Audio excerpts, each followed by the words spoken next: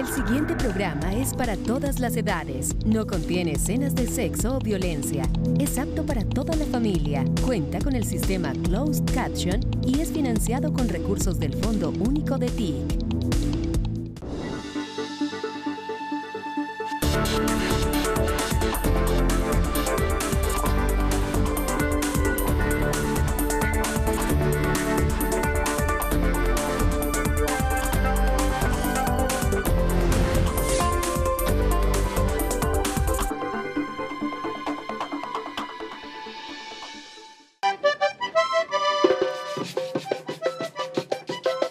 Me siento latinoamericano de cualquier país, pero sin renunciar nunca a la nostalgia de mi tierra, Aracataca, a la cual regresé un día y descubrí que entre la realidad y la nostalgia estaba la materia prima de mi obra.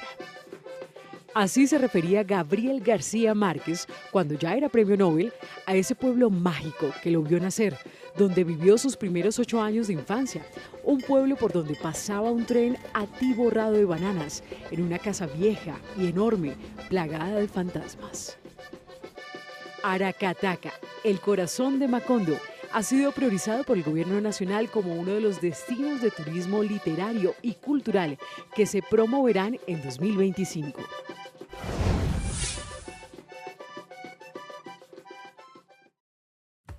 En la Feria Internacional de Turismo FITUR, que acaba de terminar en España, Colombia presentó la oferta turística del País de la Belleza para el presente año. Además de los tradicionales destinos de naturaleza y playa, se destaca la gran apuesta por el turismo literario y cultural. Por estos días, el Metro de Madrid se viste con los colores mágicos de 100 años de soledad. Venimos impulsando varias rutas que son rutas diferentes, rutas emergentes. Estamos impulsando, por ejemplo, la ruta Raizal en San Andrés y Providencia, la ruta de la Vorágine en la Orinoquía, que pues también pertenece al ámbito del turismo cultural. Estamos promoviendo la ruta del Biche en el Pacífico, que es un elemento ligado a la gastronomía que permite contar una historia, y una historia muy especial para que los turistas encuentren valor en esa oferta. Y tenemos la ruta Macondo, esa ruta Macondo que se puede vivir a lo largo de los departamentos de Bolívar, Magdalena o incluso Atlántico y Sucre, y es allí donde estamos ofreciéndole a los turistas nacionales e internacionales esos elementos de la cultura que se relacionan con Gabriel García Márquez y toda su obra literaria.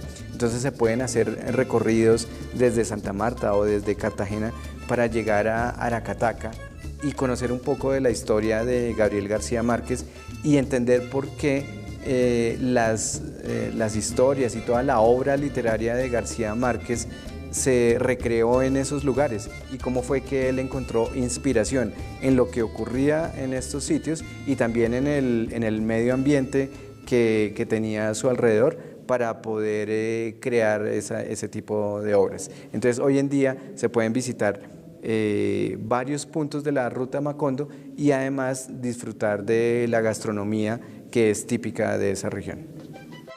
Para darle un impulso a la ruta Macondo, el ministro de Comercio, Industria y Turismo, Luis Carlos Reyes, hizo presencia a mediados de enero en Ciénega y Aracataca.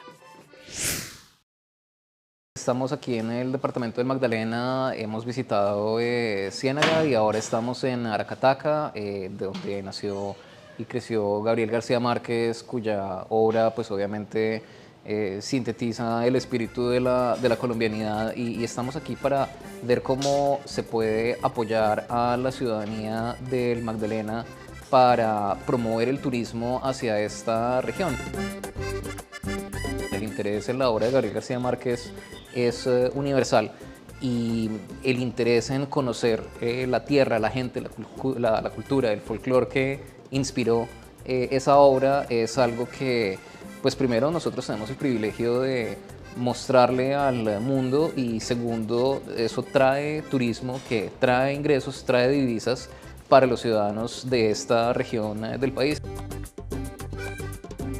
Como lo muestra la misma obra de García Márquez, ha estado siempre en esa tensión de olvido, confrontación y promesas cumplidas a medias desde el centro del país, y lo que queremos es traerles a los ciudadanos de esta parte del país y de todo el territorio nacional las herramientas para que puedan tener un ejercicio pleno de sus derechos como colombianos, y eso empieza desde la inversión del Estado.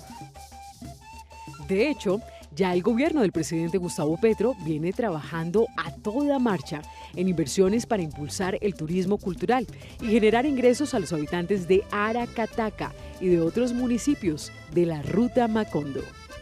Ahí estamos trabajando proyectos de competitividad en los cuales ayudamos a los prestadores de servicios turísticos a mejorar sus capacidades, que los alojamientos tengan una mejor oferta, que mejoren temas de calidad, que los restaurantes también adopten las mejores prácticas en la preparación de comida y en la manera como la presentan, porque tenemos una gran riqueza gastronómica, y la cocina tradicional, los conocimientos ancestrales que tienen las personas, pues son muy valiosos, pero tenemos que preparar a estas personas para que los puedan poner en valor de tal manera que los turistas lo aprovechen mejor y estén dispuestos a pagar por ese tipo de productos.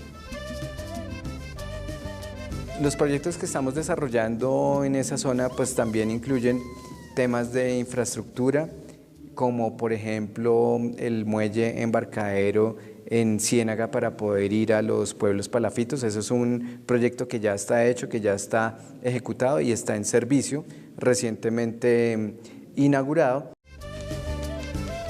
Estamos trabajando para que la ciudad de Santa Marta cuente en sus 500 años, en su cumpleaños, pueda contar con 6 muelles completamente nuevos, en los cuales pues, se va a promover el turismo en la costa Caribe y que se pueda tener una experiencia como la siguiente, y es que el turista llegue en avión, desembarque, se suba a una embarcación, a una lancha o a un bote directamente desde el aeropuerto y lo lleven por vía marítima hasta su hospedaje en una playa como Pozos Colorados o en Taganga o en Playa Grande, en cualquiera de esos lugares. Entonces son oportunidades de crecimiento y oportunidades de desarrollo turístico que vamos a llevar con los proyectos de infraestructura en este caso.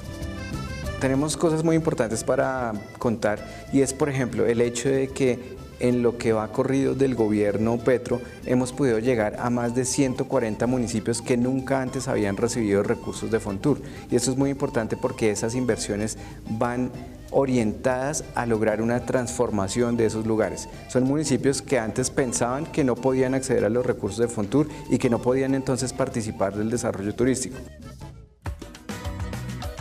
Francisco Flores Bolívar, director del Archivo General de la Nación, historiador, catedrático, investigador y escritor, nacido en Magangué, Bolívar, conoce las claves del realismo mágico, la vitalidad intelectual y económica del Caribe real, del Caribe vanguardista que nutrió la obra de García Márquez.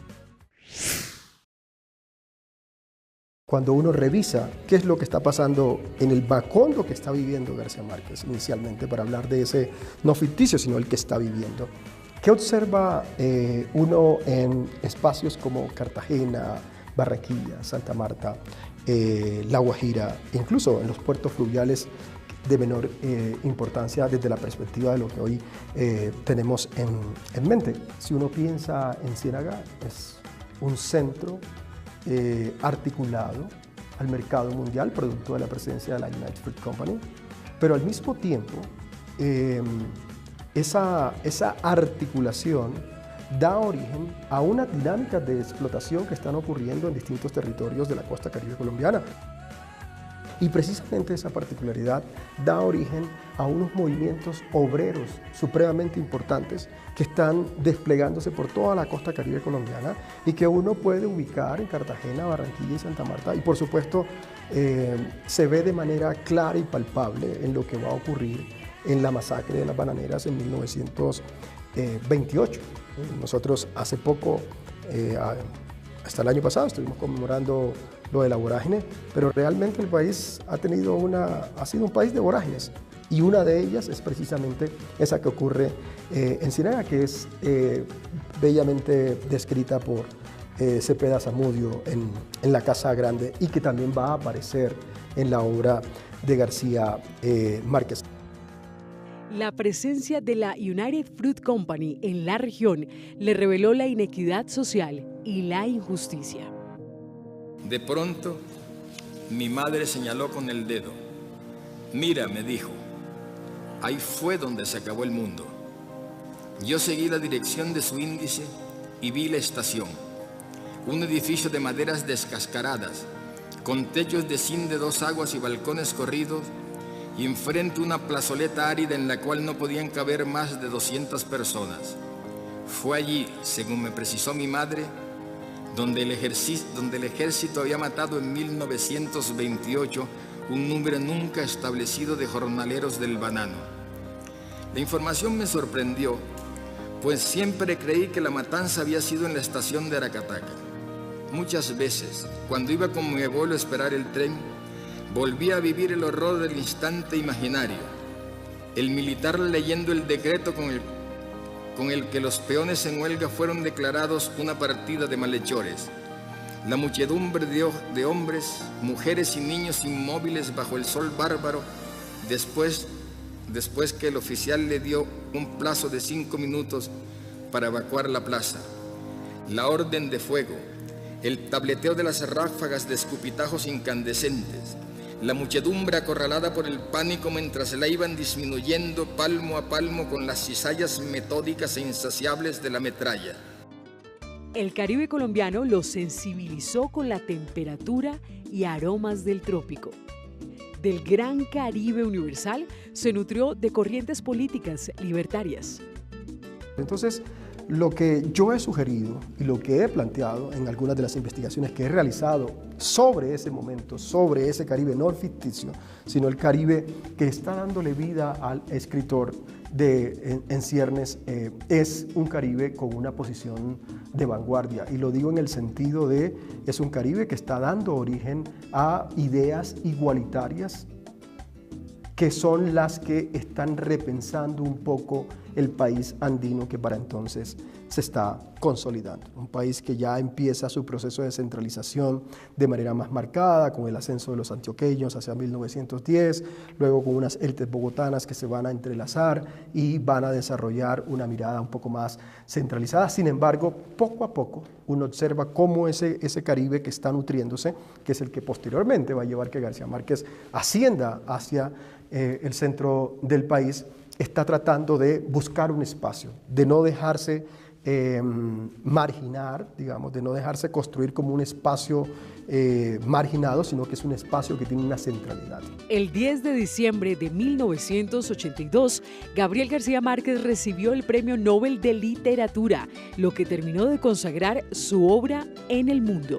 Pero también es ese mundo que está recreando García Márquez en obras como 100 años de soledad, que también tiene esa universalidad. Si uno piensa la obra, eso es una obra universal. Quizás hay gente que se ha centrado en Kafka, en Virginia Woolf, pero si uno piensa las claves y los códigos que le posibilitan al autor construir la obra, es una obra inmensa, es una obra que portentosa en el sentido de que muestra el Caribe amplio, articulándose con esas otras corrientes, pero también nutriéndose de lo que está pasando en La Guajira, en la provincia de Padilla, de lo que está pasando con el mundo vallenato en ciernes, un mundo que está despertando, que está despuntando, que tiene en cuenta todo ese hecho trágico, digamos, de lo que va a ser la masacre de las bananeras, pero que también plantea posibilidades de redención de parte de unos espacios que están buscando formas de luchar contra dinámicas excluyentes en términos económicos y en términos políticos. La obra de García Márquez se compone de una multitud de elementos que el autor tomó de la realidad colombiana, empezando por sus abuelos, con quienes convivió durante los primeros 8 años de su vida. Tranquilina Iguarán, su abuela, le contaba historias de espantos y prodigios. El coronel Nicolás Márquez, su abuelo, le hablaba de la guerra de los 1000 días. Después de la muerte de mi abuelo, ya nada me ha parecido interesante en la vida, llegó a decir el novelista. A propósito que cuando salió el premio Nobel, nos cogió a más de uno de sorpresa y no habíamos leído algunos 100 años de soledad. Entonces, a partir de ese momento, eso fue como una chispa que nos llegó y un ojo que se abrió y empezamos a leer desaforadamente las obras de Gabo. Porque nosotros sí sabíamos de la tercera resignación y de los cuentos de la mamá grande, los funerales de la mamá grande, pero así, Gabo. Pero con el Nobel esto fue un estruendo, un boom prácticamente, y nos pusimos a leer. Para mí realmente es el genio de las letras, porque lo admiro profundamente porque él desde pequeño fue capaz de captar la psicología de los personajes con que vivía. Es asombroso cómo él pudo tan pequeño penetrar en el conocimiento de la persona y dar razón de la psicología de la abuela, de la psicología del abuelo, de la psicología de todas las tías que estaban viviendo con él. Y asimismo es capaz de plasmar en su obra esos perfiles tan perfectos que el que no haya leído la obra, la vida de él, no será capaz de analizar su obra completamente, porque ahí está el espejo. Entonces yo les decía hace poco a los muchachos, si ustedes quieren entender la obra de Gabo y su vida en medio de ella, tienen que primero leer Vivir para contarla o El viaje a la semilla.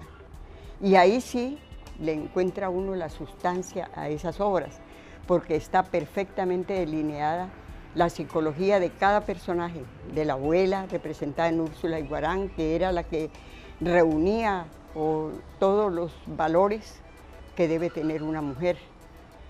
Y asimismo en las tías, su capacidad de narrar.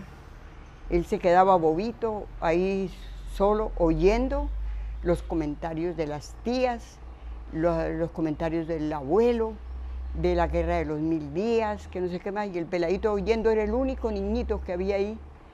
Y a veces ni daban razón de él, pero eso sí, que no lo mandaran a buscar la vela por allá oscuro, porque él no iba. Él le tenía miedo a unos santos que tenía la abuela, que según dice él, eran santos de tamaño natural y los ojos los seguían a él para donde quiera que él iba. Entonces, todo eso le causaba admiración, miedo, y él no iba a buscar la luz, y en cierta forma lo comprendieron.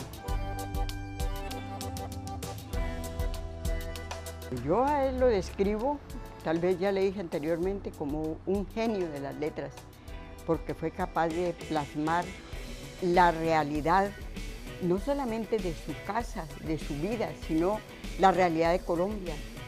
Si nosotros vamos a leer, por ejemplo, las hazañas del coronel Aureliano Buendía, y no hemos leído lo que pasó aquí con las guerras civiles en Colombia, y esas luchas sin sentido por liberales y conservadores, no entenderemos la dimensión del coronel Aureliano Buendía. Entonces, caramba, yo lo admiro profundamente, cómo fue capaz él de meter toda la historia, de meter psicología de los personajes, de meter hasta la Sagrada Biblia. Era que un compañero mío acá conversando decía, fue que a Gabo no se le escapó ni la chapa de dientes, porque vea, qué asombro de nosotros cuando estábamos leyendo, y se fue Melquíades vuelto un viejo, ya el escorbuto le había tumbado los dientes y todo eso, y después vino rejuvenecido y con dientes. ¡Ay! ¿Y esto qué pasó? Se tiene parte con el diablo ese hombre. ¿A quién le han vuelto a salir los dientes? ¿A qué ser humano? Y no sean tan bobos, mire. Y se sacó la chapa y la mostró. Entonces, son anécdotas que me parecen increíbles en él. Con el renovado impulso al turismo literario y cultural, el gobierno del presidente Gustavo Petro fortalece su visión de cambio para el sector, que incluye dos elementos: que el turismo sea sostenible, respetuoso con la naturaleza y que genere prosperidad a las comunidades. El turismo casi que ha estado concentrado. Yo lo definí alguna vez, particularmente en Cartagena, como una suerte de culto a la piedra y desprecio a la gente, porque la declaratoria y la patrimonialización de todo el tema de las murallas de Cartagena y de Cartagena como patrimonio inmaterial de la humanidad hizo que parte del turismo estuviera concentrado en función casi que del circuito y del círculo amurallado que le da forma al centro histórico de la ciudad de Cartagena. Entonces, poco a poco lo que uno va observando es el desplazamiento de los habitantes negros y mulatos de la ciudad de Cartagena del perímetro cercano al cordón amurallado. Por eso van a desaparecer barrios como Pekín, Boquetillo, Pueblo Nuevo, por donde se construye posteriormente la avenida Santander, que es la que conecta a Boca Grande con el hoy aeropuerto internacional Rafael Núñez. Entonces, el hecho de darle la vuelta a esta forma de entender el turismo hacia una perspectiva más cultural, quizás nos va a permitir no solo hacer un turismo un poco más sostenible, sino también tener la posibilidad de desarrollar una perspectiva comunitaria de turismo. En el gobierno del cambio hemos venido impulsando fundamentalmente temas de inclusión y de sostenibilidad. Es decir, si queremos ver efectivamente en qué se ve reflejado el cambio, tendríamos que hablar de que los proyectos que estamos desarrollando buscan incluir a poblaciones que antes estaban excluidas del desarrollo turístico. Y eso ocurre en las ciudades costeras, como por ejemplo los actores de la economía popular, como los carperos o los mototaxistas, para que encuentren la manera de articularse y participar del desarrollo turístico. Y el otro elemento fundamental es la sostenibilidad. Estamos procurando que en todos los proyectos que desarrollemos siempre esté presente el tema de sostenibilidad, y eso significa más respeto de parte de los turistas y de prestadores de servicios turísticos por los recursos naturales que tenemos. Entonces, esos son los elementos que marcan el cambio, y en los proyectos que estamos desarrollando para poder aprovechar, por ejemplo, el turismo de naturaleza, incorporamos esos criterios, tanto inclusión como sostenibilidad.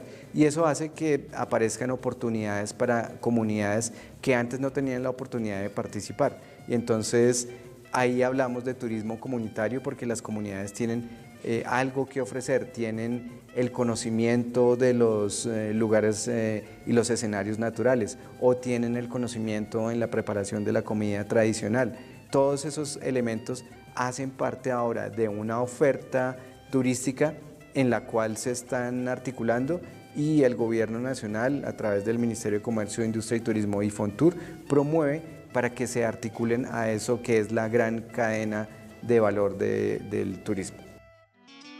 Su interés por los matices del territorio colombiano inspiró 100 años de soledad, su obra más célebre.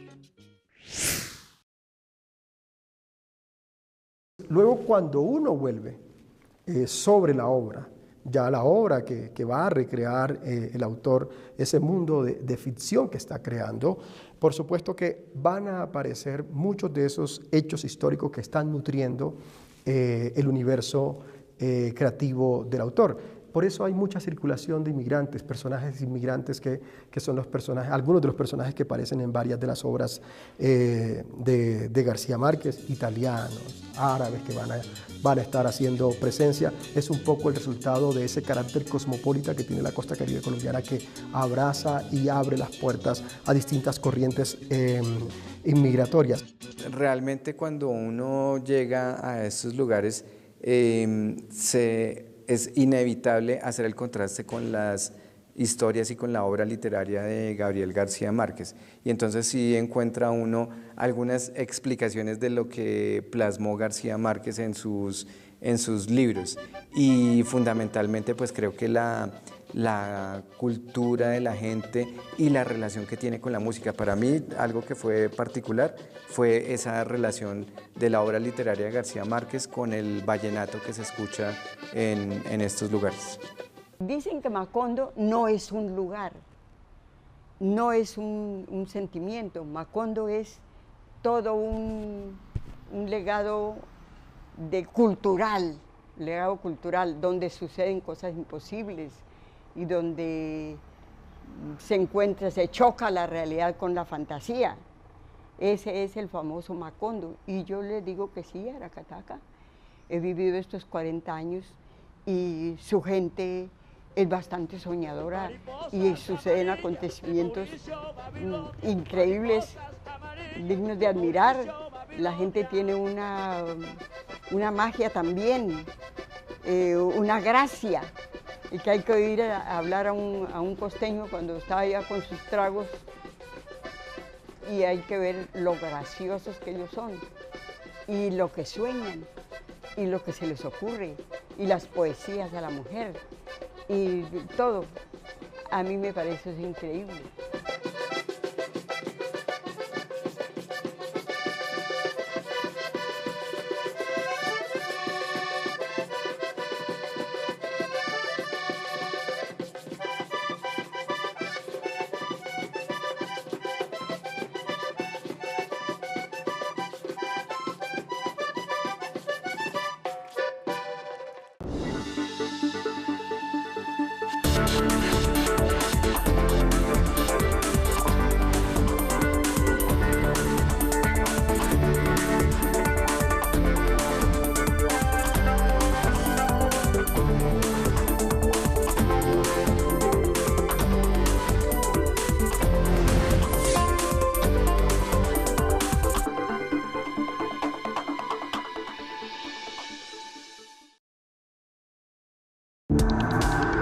Este contenido fue financiado con recursos del Fondo Único de TIC.